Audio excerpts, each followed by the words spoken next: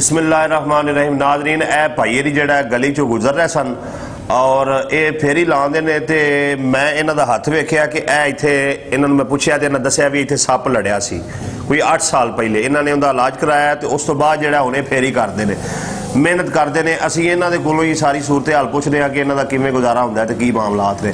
जी अस्सलाम वालेकुम जी। वालेकुम सलाम। भाई की नाम है तुहाडा? मेरा जी मोहम्मद फाकत अली। मोहम्मद फाकत अली साहब केड़ी जगह तो तुसी? जी नवी भैनी तो जी। नवी भैनी तो ते ये फेरी करदे तुहानू किन्ने साल हो गए ने? ये 5 साल हो गए ने जी। 5 साल हो गए ने तुहानू आलू छड़े बेचदियां ते की को बच जांदा शाम नू कोई दिहाड़ी बन जांदी? बस जी शुक्र अल्लाह दा, बच्चा रोटी पानी लभ जांदा। रोटी पानी लभ जांदा माशाअल्लाह। ते ये दसो कि किन्ने बच्चे तुसी ये फेरी करके ते अपना घर दा निजाम चला रहे हो? ये 3 बच्चे ने, वालदा छोटा भाई है। माशाअल्लाह पूरी फैमिली तुहाडी? हाँ जी। ते गुजारा ठीक हो जांदा है? हाँ जी शुक्र अल्लाह जी। जी ठीक हो गया। ए छोटी जी वीडियो बनाने का मकसद सिर्फ है वे कि ये भाई जी जड़ा फेरी कर रहे हैं 5 साल तो आलू चने बेच लिया, कभी कोई होर शै बेच ली और ये जिन्हों ने अपना सिस्टम चलाया और मैं इन्होंने पूछा ये गल कि तुसी सही सही जी गल है ना वो दसनी है। हुण इत्थे उन्हां बंदियां नूं सोचना चाहिए कि जिन्हां दे करोड़ां अरबां दे कारोबार ने ते इस दे बावजूद रात नूं गोलियां खा के सौणियां ने, टेंशनां लैणियां ने, कदी अटैक नाल मर रहे ने, कदी किहड़ी बीमारी नाल मर रहे ने। भी 24 घंटे फिक्र ही दुनिया दी है, होर किसी शै दी फिक्र ही नहीं है।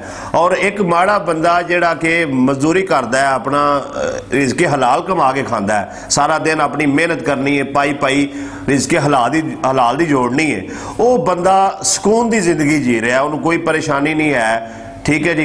यदा मतलब है कि असल बीमारी जी साडे अंदर है, वो है माल इकट्ठा करने वाली बीमारी जी कि खत्म ही नहीं हो रही। एक बंदा रज के रोटी खा लेंदा, उन्होंने दोबारा रोटी देवे तो अगों आंदा बस यानी रजिया होंदा है। माल की एक इहो जी बीमारी है कि इहदे बंदा रजदा ही नहीं, जिन्ना भी आ जाए बंदा आंदा भी होर आउणा चाहिए, होर आउणा चाहिए। तो इस भाई रफाकत वाले मामले ते सानू सारिਆਂ ਨੂੰ इस चीज़ ਨੂੰ समझना चाहिए। तो इत्थे ये भी मैं दसना चाहांगा कि इन्हां दे हत्थ ते ये मसला भी पड़िया है और वो डॉक्टर बाजू भी कटना चाह रहे सन, लेकिन इन्होंने नहीं कटवाया, अपना इलाज करवाया और हुण अपनी मेहनत करके सत्ता नावां दी करके खा रहे हैं। तो जेडे बंदे हटिया कटिया नूं जेड़ा सारा दिन जेडे मंगते हैं उन्होंने देंदे ने पैसे और 4000 5000 ले जांदे ने। और एक बंदा सवेरे घरों निकलदा है, जाके अपना सारा समान लिया सरगी वाले, उस तो बाद घर आके जो वो सारा समान तैयार करना है, फिर गली गली जाके 10-10 20-20 रुपए इकट्ठे करके शाम को रुपया 500-700 हज़ार ने जाके अपने बच्चों को जो रोटी खुआनी है। और एक पास वो मंगण वाला आटा कट्टा जिन्होंने सारे शहर के लोग जो 10-10 रुपये भी लवे तो पूरे शहर की गराही करके शाम को 4-5 हज़ार लै जाता है। ये साढ़े माशरे ते बड़ी वड्डी लानत है, ये गौर करो बराए मेहरबानी।